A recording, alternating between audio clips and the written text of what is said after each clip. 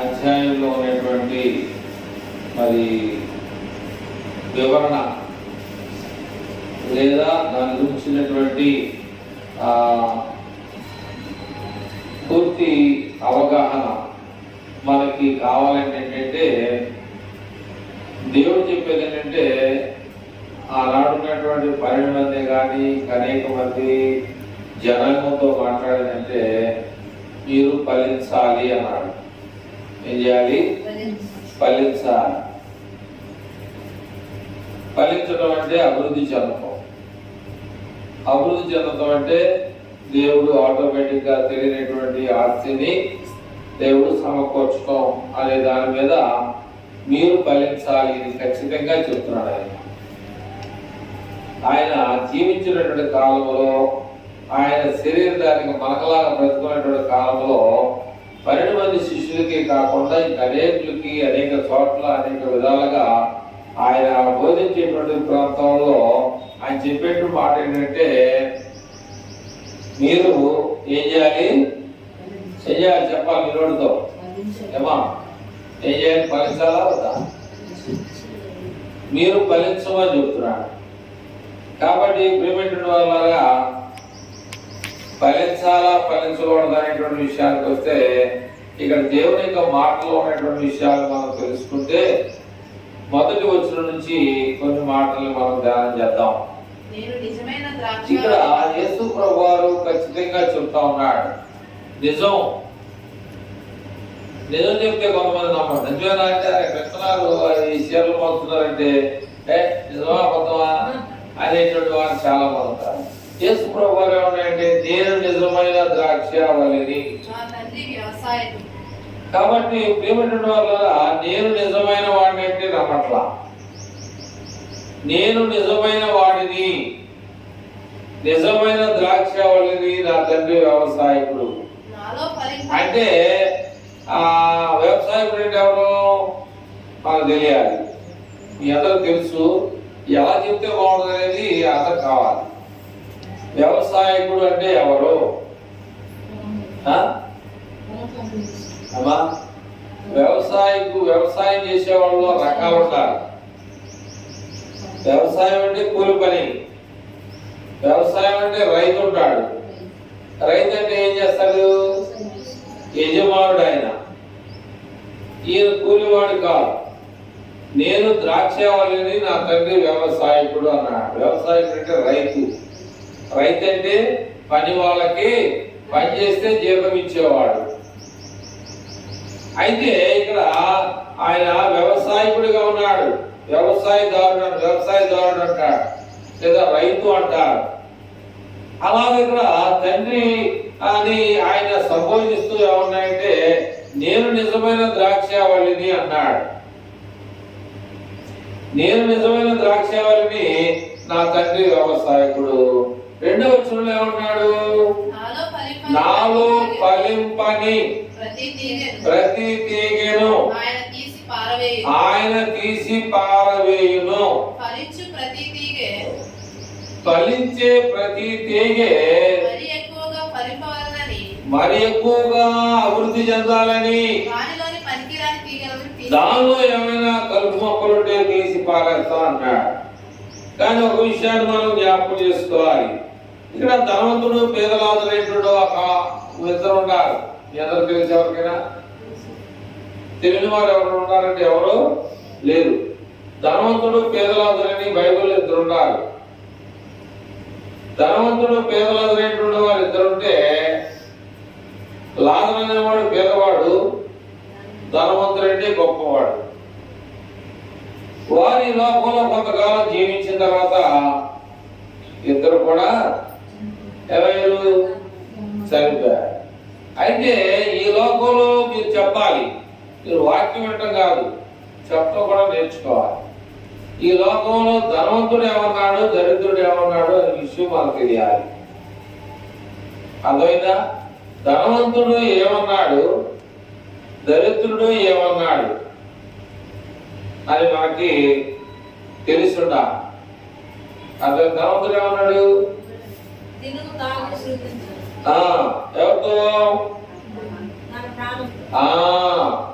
నా ప్రాణమా తిను తాగు సుఖించు అన్నాడు.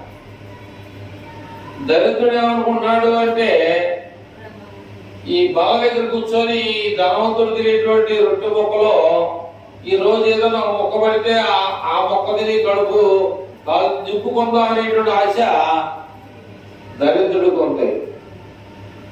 మరి ఆ టైంలో రొట్టె ముక్కలు పడేసాడో లేదో నాకు తెలియదు, కానీ ఆకలి దప్పులతో జీవించాడు. ఆకలి దప్పులు, భోజనం లేనటువంటి స్థితి, మంచినీళ్ళు లేనటువంటి స్థితి. మరి ఇటువంటి పరిస్థితుల్లో ధనవంతుడు ఏమన్నాయంటే నాకు చాలా ఆస్తి ఉందని చెప్పేసి ఎవరితో చెప్పాల అంటే వేరే వాళ్ళని దగ్గర నుంచి మాట్లాడలా. ఏమనుకుంటున్నాడు, మీకు తెలుసు నా ప్రాణమా తిను తాగు సుఖించన్నాడు. అంటే వేరే వాళ్ళు కొంతమంది ఏంటంటే ఉన్నవాళ్ళు ఉన్నట్టుగా మాట్లాడేవాళ్ళు ఉంటారు ఈ లోకంలో, అని ఆయన అట్లా తన ప్రాణంతో ఏమన్నాయంటే తాగు తిను సుఖించు ఎంత కావాలని చెప్పేసి అన్నాడు. అప్పుడు దేవుడు ఏమన్నాడు, అమ్మా ఒరే వెర్రివాడా, ఈ రాత్రి నీ ప్రాణాన్ని నేను కోరుకుంటే ఈ ఆస్తి గొడ్లు ధాన్యము గోడవలో ఇవన్నీ కూడా ఎవరి వశం అవుతాయి అనేటువంటి విషయాన్ని ఆలోచన చేస్తాము అని చెప్పేసి అన్నాడు. అలాగా మరి ఆయన చనిపోయాడు, నరకానికి వెళ్ళిపోయాడు. లాజరు చనిపోయాడు, అబ్రహాము రొమ్మున హాయిగా ఆనుకొని ఉన్నాడు. మంచినీళ్ళు కావాలని అడుగుతున్నాడు. ఎవరు? ధనవంతుడు.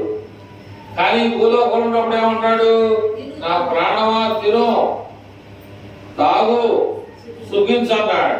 కానీ చనిపోయిన తర్వాత పరిస్థితి ఎలా ఉందంటే మంచినీళ్ళు కావాలి.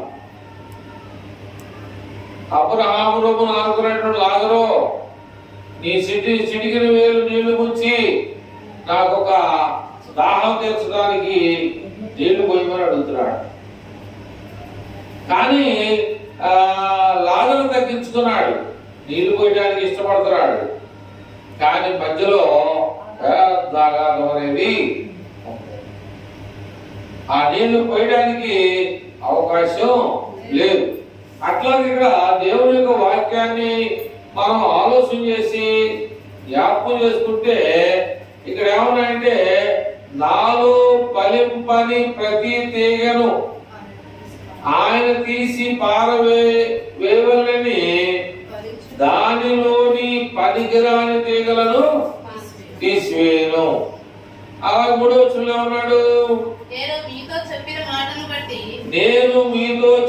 మాటలు బట్టి మీరిప్పుడు పవిత్రులై ఉన్నారు. నా యందు నిలిచి ఉండుడి, మీ యందు నేనును నిలిచి ఉందును. తీగే ద్రాక్షవల్లిలో నిలిచి ఉంటేనే గాని తనంతట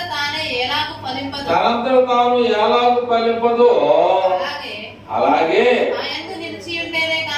నాలో మీరు ఉంటేనే గాని మీరు ఫలించాలి. అంటే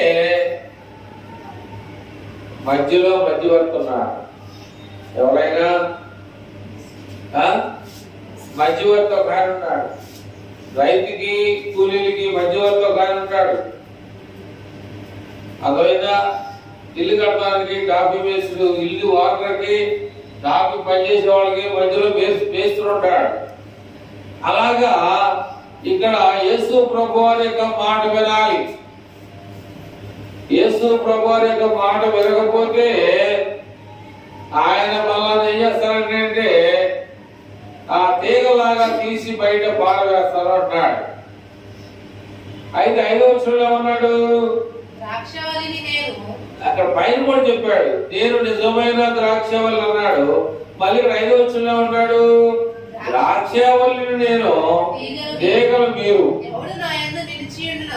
ఎవడు నా యందు నిలిచి ఉండునో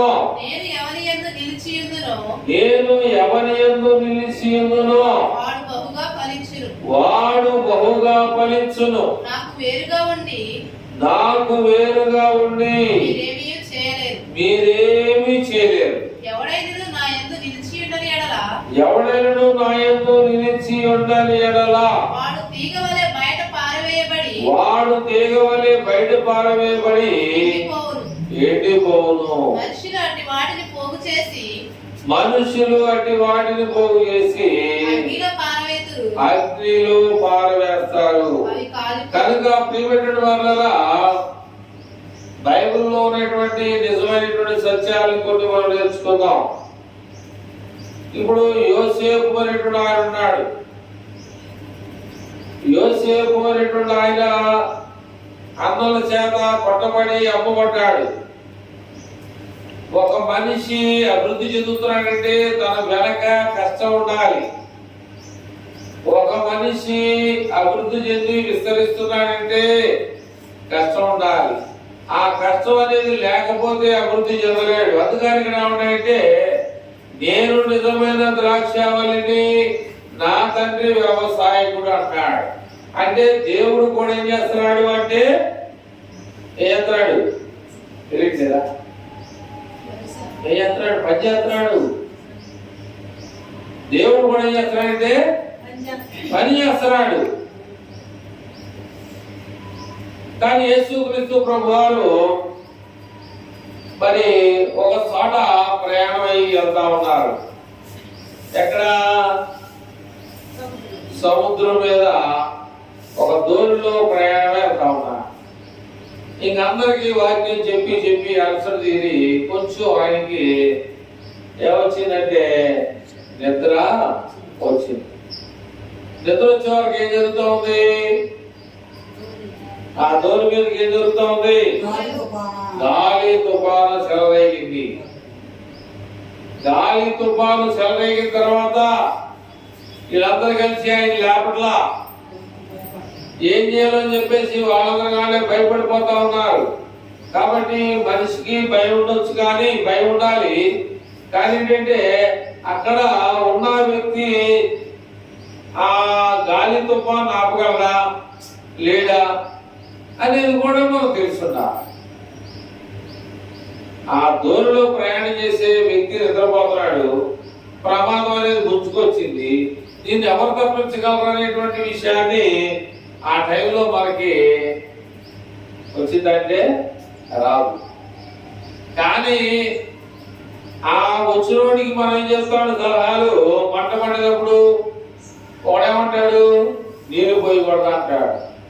ఇంకోటి ఏమంటాడు? గోరు పట్ట వేయకూడదు అంటాడు. ఇంకోటి ఏమంటాడు? ఇసుక పోయకూడదు అంటాడు. ఇంకోటి ఏమంటాడు? బొంత వేయకూడదు అంటాడు. అది వీటిలో ముఖ్యమైనటువంటిది ఏది? నేను చెప్పినట్లో ముఖ్యమైనటువంటిది ప్రమాదం లేనిది ఏది? ఒకటే. ఎవరైనా ఒకటి చెప్పండి. ఏంటమ్మా? ఒకటి. రెండోది? మూడోది? ఎప్పుడు కూడా నీళ్ళు మాత్రం పోయకూడదు. గొంతలు కానీ, గోరు పట్టాలు కానీ, ఇసుక. అర్థమైందా? మీరు బ్యాంకులోకి వెళ్ళినప్పుడు చిన్న చిన్న బకెట్లు, దొడ్డు కదా బకెట్, 60 బకెట్లు ఇసుక పోసుకుంటుంది అక్కడ. చూసారు లేదు? ఇవన్నీ నీకు ఎట్లా తెలుసండి? మనం గమనిస్తూ ఉండాలి. వెళ్ళి వచ్చి తెలిపోవడం కాదు. గుంపులో గోవిందులాగా ఎంతో రావటం కాదు. అన్ని కూడా మనం ఏం చేయాలి? కనిపెట్టాలి, పరిశీలన చేయాలి. ఇసుక పెడతారు చూడండి. మీకు సార్ బ్యాంకుల్లో ఎక్కడికన్నా గవర్నమెంట్ ఆఫీసులో ప్రమాదం జరిగినప్పుడు ఇసుక మాత్రం మనం ఉపయోగించాలి. అదే నీళ్ళు పోతే ఆ మనిషి ఏమవుతాడు? మనిషి మీద అయితే ఇబ్బంది. ఏదన్నా కానీ ఆ మంటారమైన మాత్రం గోరు పట్ట కానీ ఇసుక కానీ పోయాలి. లేదనుకుంటే ఆ మిషన్లో నీళ్ళు పోతే పడైపోతాయి. ఆ మనిషి కావుతానికి ఆ మనిషి మీద నీళ్ళు పోతే వెంటనే ఒక గంటలో ఉబ్బిపోయింది అనమాట. కనుక మనం కొన్ని ప్రమాదాలు జరిగేటువంటి పరిస్థితులు మనకు తెలియదు. కానీ అలా జరిగేటప్పుడు మనం చెప్తాం సలహా. ఆ జరిగేటప్పుడు ఆ ప్రమాదాన్ని కప్పుకుని వెంటనే ఆ సిచ్యువేషన్ లో ఉన్నవారు చేయలేరు. కనుక ప్రియమైన వాళ్ళ ఎందుకు ఈ విషయాలు చెప్తా ఉన్నామంటే, దేవుణ్ణి కానీ నువ్వు కానీ నమ్మినట్లయితే దేవుడు నీకు వెంటనే ఏం చేస్తే బాగుండదో వెంటనే సమాధానం నీకు చూపిస్తాడు. కానీ మరి అటువంటి పరిస్థితుల్లో అన్నలో కొట్టి ఆ ఇస్మాయిలుకి ఐగుప్తు దేశానికి ఆ యోసేపుని నమ్మేశాడు. అక్కడేం జరిగిందంటే దొరక చెప్తుంది అనమాట. అక్కడేం జరిగింది,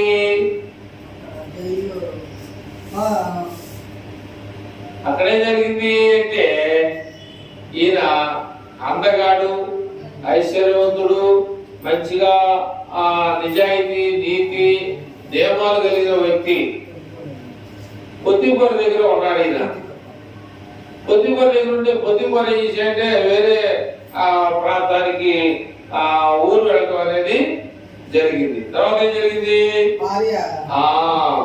పొత్తిపొర భార్య యోసేపు మీద ఏమైందంటే ఇష్టపడింది. ఎక్కడికి వెళ్ళినా శ్రమలే. ఎవరికి, యోసేపుకి ఎక్కడికి వెళ్ళినా. అందుకనే ఏమంటారు కొంతమంది, మంచోడు కదమ్మ సాగు, అదే చెడ్డోడు కదమ్మ మంచోడు గుర్తిద్దాం అంటారు. అది ఎంత మంచిగా ఉన్నా కానీ అతనికి అన్ని ఎదురుదెబ్బలు వస్తా ఉన్నాయి. ఎంత నిజాయితీగా ఉన్నా కానీ ఆ పొత్తిపొర భార్య ఇష్టపడిందని చెప్పేసి ఈయన ఇష్టపడకపోతే ఈయన తీసుకెళ్లి చెరసాలలో జైల్లో పెట్టారు. అయితే అక్కడ దేవుడు ఏం చేశాడంటే, దేవుడు గొప్పడు, మనకన్నా దేవుడు గొప్పడు. రాజుకి ఏమొచ్చిందంటే ఏమనొచ్చింది,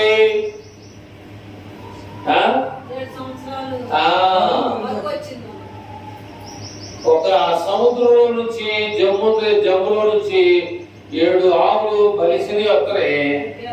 7 పక్క సిగ్గులో చిక్కగలిగినటువంటి 7 ఆవులు వస్తాయి. ఏంట్రా బాబు పక్క బలిసిన ఆవులేంటి, పక్క చిక్కుల ఆవులేంటి రాత్రికాలం వచ్చిందని చెప్పేసి రాజుగారు తన కింద ఉన్నటువంటి భటులకి సేనాధిపతులకి వీళ్ళందరికీ చెప్తే ఆ కలబాము సోది చెప్పే వాళ్ళని, మంత్రగాళ్ళని, చేతపడి చేసే వాళ్ళని, ఇంకా అనేక మందిని కూడా పిలిచాక ఆ కలభావాన్ని ఎవరు కూడా చెప్పలేకపోయాడు.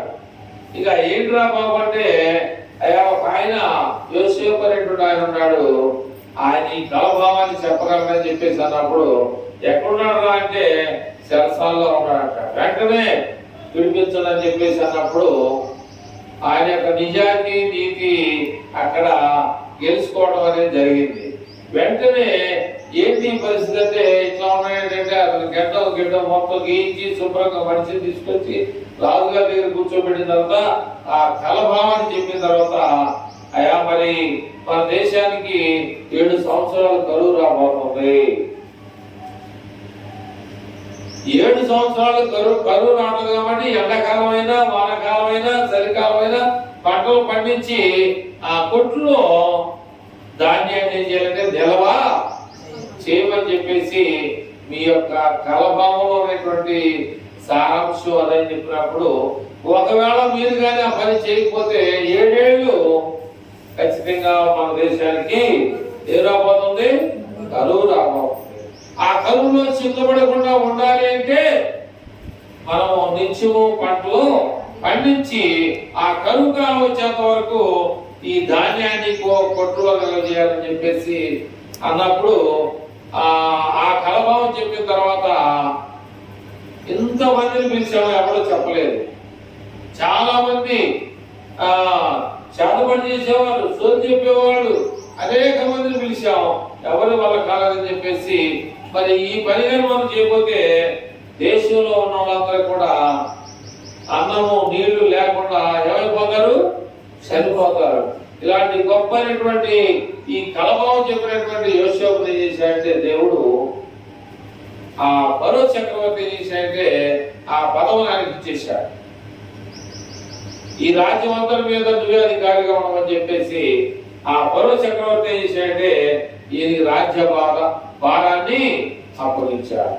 అయితే ఎక్కడ కరువు వచ్చింది అంటే ఎక్కడ కరువు వచ్చింది, ఇశ్రాయేలు దేశంలో వచ్చింది. ఐగుప్తు దేశంలో కళ చెప్పాడు కాబట్టి కళ్ళ బట్టి పంట పండించి సమకూర్చుకున్నారు వాళ్ళు. అంతేనా కథ? నేను తప్పు చెప్తున్నా? ఐగుప్తు దేశంలో కళ చెప్పాడు. ఆ కళభావంలో ఉన్నటువంటి భారాన్ని చెప్పిన తర్వాత ఆ 7 సంవత్సరాల మొత్తం ఏం చేశారంటే ఆ ధాన్యాన్ని గోడౌన్స్ లో నిల్వ చేశారు. ఇక ఎక్కడైనా కరువు ఉందంటే అంతే చెప్పినట్టుగా ఇశ్రాయేలు దేశంలో అన్నం లేదు, ధాన్యం లేదు. ఎక్కడ ధాన్యం ఉందంటే ఐగుప్తు దేశంలో ఉంది. ఐగుప్తు దేశంలో ఎవరు రాజుగా ఉన్నారు అంటే యోసేపు గారు రాజుగా ఉన్నాడు. ఇక యాకోబు తన మిగతా కొడుకుల్ని అక్కడికి వెళ్ళి ధాన్యం దొరుకుతున్నాడు అని చెప్పేసి పంపించారు. వారు రాజుగా ఉన్నప్పుడు ఏం చేయాలి? వాళ్ళు వచ్చి ముందుగా నమస్కారం చేయాలి, కాళ్ళకే ఏదైనా నమస్కారం చేయాలి. అయితే ఆయన ఏమన్నాడు? ఆయన కళ, నా పనేమో నిలబడింది, ఈ పనులేమో సాష్టంగా పడ్డాయి. అది ఎప్పుడుకి అంటే ఆ ప్రతి విషయం అన్న తర్వాత వెంటనే జరగదు.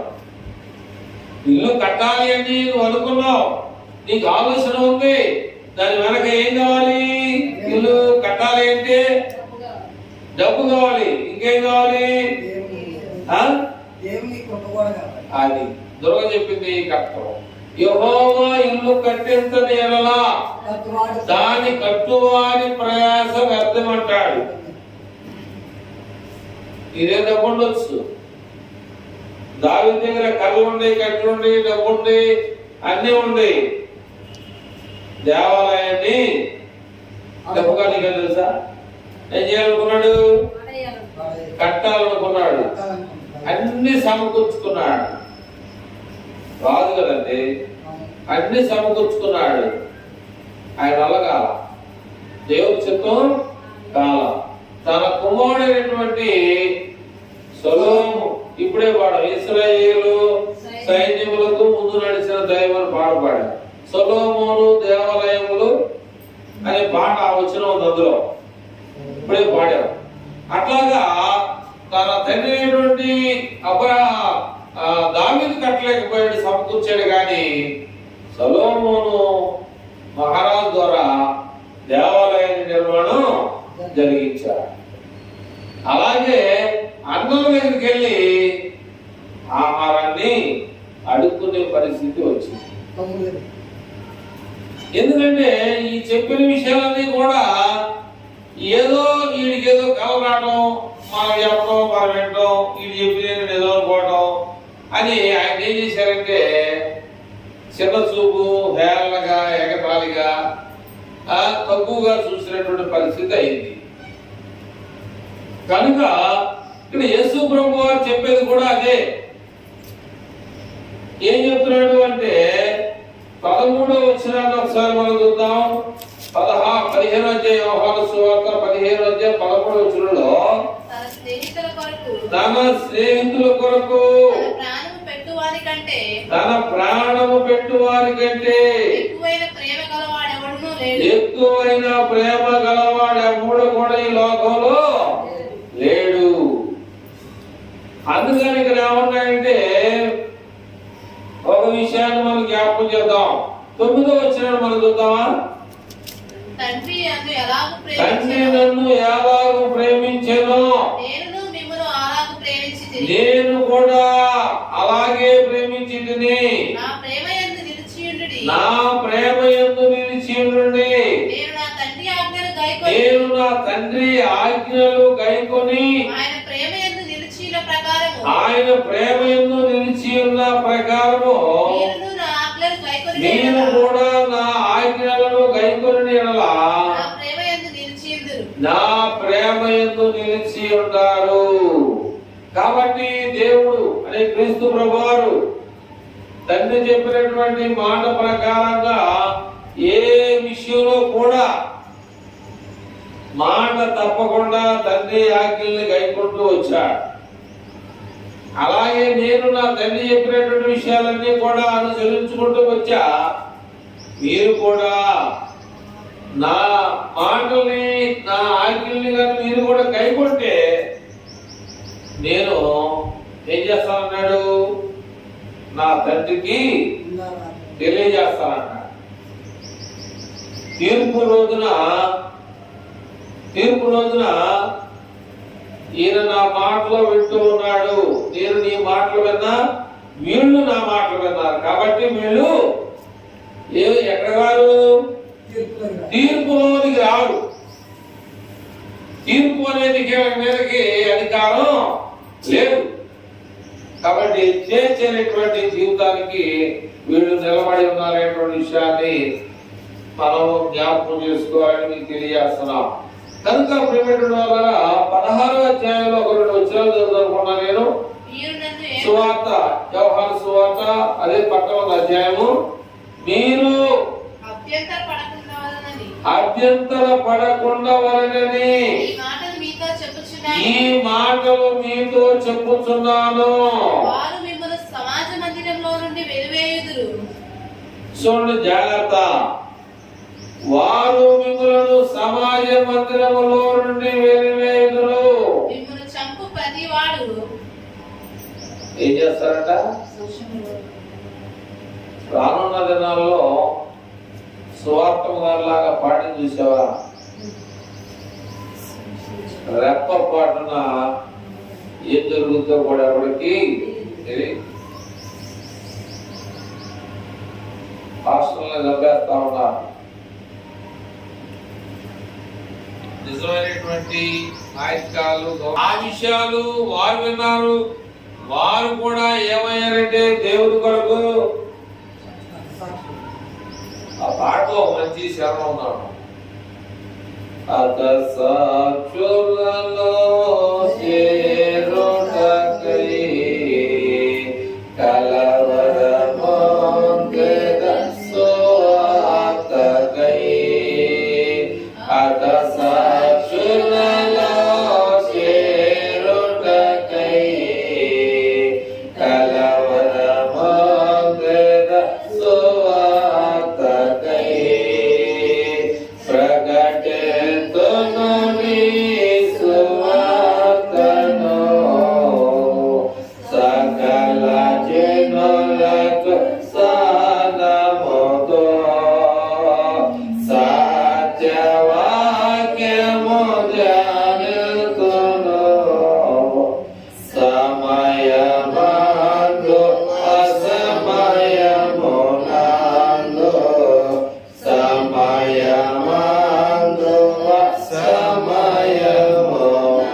కాబట్టి మైక్ నా దగ్గర ఉందని చెప్పేసి మీరేదో కింద కూర్చున్నారని చెప్పేసి నా ఇష్టం వచ్చిన నా ఇష్టానుసారంగా బోధించడానికి కుదరదు.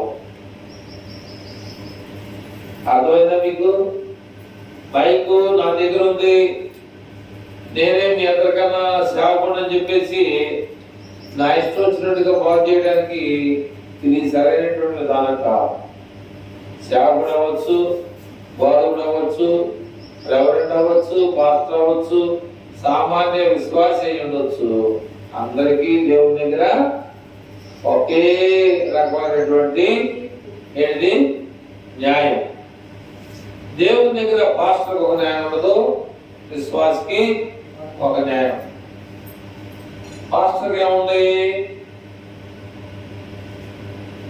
బోధించేటువంటి సేవకుడికి ఏముంది? చాలా మంది సంఘాల్లో పాస్టర్ అంటారు, మన దగ్గర సేవకుడు అని మీరు ప్రార్థన చేయండి, లేదా సేవకుడు అని ప్రార్థన చేయండి. అలాగే సేవకుడికి ఏముంది? తీర్పు అంతగా ఉంది. ఏముంది? మీకు ఒకటే, బోధించేవాడికి 2. అర్థమైందా? అది చాలా మంది సేవకులు తెలియదేమో, నాకే తెలిసా, నేను గొప్ప చెప్తా. బోధించేవాడికి 2, వినేవాడికి 1. సరైన విషయాలు సరిగ్గా చెప్పలేదనుకో, అందుకని 2. బైబిల్ అంతా చెప్పినామో ఏ బాగలేదు, బైబిల్లో సగం దాచి సగం చెప్పారనుకో నాకు డబుల్ పడబడుతుంది. అర్థమైందా? దీనిలో ఉన్నాయన్నీ కూడా ఏవి తప్పు లేకుండా కరెక్ట్గా కరాఖండి చెప్తేనేమో ఇబ్బంది లేదు. దాచి దూచి ఆశించు చెప్పామనుకో రొట్టు పాటలు పడాల్సింది. అర్థమైందా? అందుకని బైబిల్ ఏం చెప్తాం మీకు తెలుసా? ఏం చెప్తుంది? 30 అధ్యాయం సామెతల గ్రంథం 30 అధ్యాయం 5-6 వచనాల్లో మనం చూస్తే సామెతల గ్రంథం 5 అధ్యాయం 6 వచనం ఇంకెక్కడ ఉందో ఒకసారి అదేననుకున్నా నేను. దేవుని మాటలన్నయు పుటము పెట్టబడినవి. ఆయనను ఆశ్రయించు వారికి ఆయన కేడెము. ఆయన మాటలతో ఏమీ చేర్చకుము. ఆయన నిన్ను గద్దించునేమో, అప్పుడు నీవు అబద్ధికుడు వద్దు. దేవా కాబట్టి అర్థమైందా? ఆయన మాటల్లో మనం ఏం చేయకూడదు, ఏమీ కలపకూడదు, ఏమీ తీసివేయకూడదు. క్లాంతికి రావాలంటే 22:18-19లో మనకి దొరుకుతుంది అన్నమాట. ప్రకటన గ్రంథము 22 అధ్యాయం 18-19 వచనాల్లో మనకి వివరించబడాలి అంటే బాగా తెలియాలంటే ప్రకటన గ్రంథము 22:18-19లో బైబిల్ తీసుకుని చదవండి. ఈ గ్రంథమందున్న ప్రవచన వాక్యములను విను. ఈ గ్రంథమందున్నటువంటి ప్రవచన వాక్యములను విను ప్రతివానికి నేను సాక్ష్యం చెప్పేది ఏంటంటే, ఎవడైనాను వీటితో మరి ఏదైనాను కలిపిన యెడల ఈ గ్రంథంలో రాయబడిన తెగుళ్ళు దేవుడు వానికి కలుగజేయు. ఎవడైనాను ఈ ప్రవచన గ్రంథమందున్న వాక్యములలో ఏదైనా తీసివేసిన యెడల ఈ గ్రంథములో రాయబడినటువంటి జీవవృక్షములోను పరిశుద్ధ పట్టణములోను వాటికి పాలు లేకుండా చేయును. అంటే బోధించేవాడే కలిపిన తీసివేసిన ఎక్కడా లేదని పాలు పరిశుద్ధ పట్టణములోను జీవ వృక్షములోను పాలు పంపులు లేవు. ఇక మీకన్నా తక్కువ అయిపోతాం, మీరే పెట్టబడతారు. ఎందుకని? చూసినందున వాడి కన్నా చూడకుండా వాడు మీరు దాన్ని నేను చూసా, బైబిల్ అంతటిని కూడా నేను చూసా, మీరంతా చూడలేదు. చూసింటే మంచిది అవునా? అంతేనా? నేను ఈ గ్రంథాలు మాత్రం చదవలేను, చదవకపోతే మీకేం చెప్పలేను. దీనిలో ఉన్నటువంటి విషయాలు తెలుసుకోకపోతే మీకు నేనేం చెప్తా? మొత్తం చదవాలి. చదివి అన్ని చెప్పకపోతే నాదే తప్పు, ఏదైనా దాచారనుకో నాదే తప్పు. కనుక ప్రియమైనటువంటి వాళ్ళారా, ఆ నిజాన్ని చెప్పినటువంటి యోసేపుని వాళ్ళకి చచ్చిపోయలే, ఇంకా మనకి అడ్డలు అక్కడ పోయలే అని అనుకున్నారు వాళ్ళు. కానీ సత్యము అనేది ఎప్పుడు కూడా చచ్చిపోదు. సత్యము అనేటువంటి మాట ఎప్పుడు కూడా సరిపోదు. సత్యంలో జీవం ఉండదు అన్నమాట, సత్యంలో యథార్థత ఉండదు కాబట్టి ఆ సత్యం అనేటువంటిది ఇప్పుడు కూడా బ్రతికే. యేసు ప్రభువారు నేనే మార్గమును నేనే సత్యమును జీవనై ఉన్నాడు. ఆయన చనిపోయినా కూడా ఏమైనాడు? తిరిగి లేపబడి ఉన్నాడు. ఆయన చనిపోయి కూడా మరలా లేపడంటే ఆయన సత్యవంతుడు. ఈనాడు మరి క్రీస్తు ప్రభువారిని చాలా మంది ఆరాధిస్తున్నారంటే నిజం లేకుండా ఎవ్వరు కూడా రారు. ఇది నిజమని సత్యమని గ్రహిస్తేనే తప్ప లేకపోతే ఎవరు కూడా నమ్మే పరిస్థితి ఉండదు. కానీ ప్రియమైనటువంటి వాళ్ళ చివరిగా నా మాటలు ముగించాలని దేవుని మాట, సారీ నా మాటలు కాదు దేవుని మాటలు ముగించాలని నేను ఆశ కలిగి ఉన్నాను. ఏమిటి ఆశ అంటే 10వ వచనం ఒకసారి, నేను నా తండ్రి ఆజ్ఞలను గైకొని ఆయన ప్రేమను నిలిచిన ప్రకారం మీరు కూడా నా ఆజ్ఞలను గైకొని నా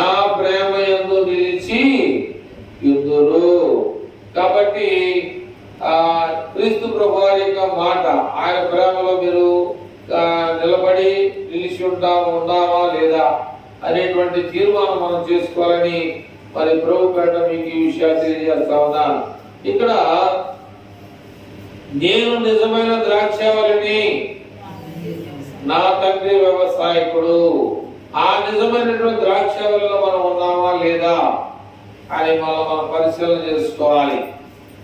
అలా చేసుకొని ఆ వాక్యానుసారంగా ప్రభు యొక్క సన్నిధిలో ప్రభు యొక్క ఆశీర్వాదాలు మనం పొందాలి అంటే మనం ఏం చేయాలంటే మనం ద్రాక్షావళిలో తీగలాగా ఉండాలి. మనం బహుగా ఫలించాలంటే మనం ఏమై ఉండాలి? ద్రాక్షావళిలో మనం ఉండాలి. ఉండకపోయానుకో ఆయన ఏం చేస్తారంటాడు? తీసి బయట పారవేసి కాల్చి అగ్ని చేత కాల్చి వేస్తారంట. కాబట్టి ఏది మంచిదో ఏది మంచిది కాదో మనమే పరిశీలన చేసుకొని ఆ ప్రకారంగా వాక్యానుసారంగా ముందుకి కొనసాగాలని ప్రభు పేట మీకు ఈ విషయాలు తెలియజేస్తూ దేవుని యొక్క మాటల్ని ముగిస్తా ఉన్నాను.